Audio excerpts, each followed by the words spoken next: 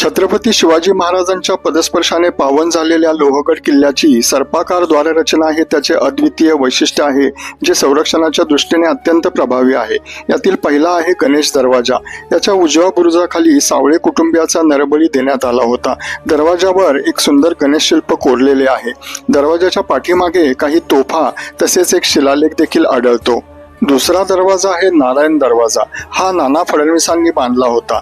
दरवाजावर व्याघ्र शिल्पे कोरलेली आहेत। शेजारी भुयार असून तिथे भात आणि नाचणी साठवून ठेवण्यात येत होती। हनुमान दरवाजा हा सर्वात प्राचीन दरवाजा। यावरती शरभाच्या प्रतिमा कोरलेल्या आहे, तर मागे पहारेकऱ्यांच्या देवड्या देखील आढळतात।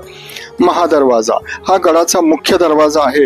यावर हनुमानाची मूर्ती कोरलेली आढळते, तर महादरवाज्यातून आत गेल्यावर आपण पठारावर प्रवेश करतो। या नागमोडी मार्गामुळे शत्रूची त्या काळी दिशाभूल व्हायची। जय शिवराय।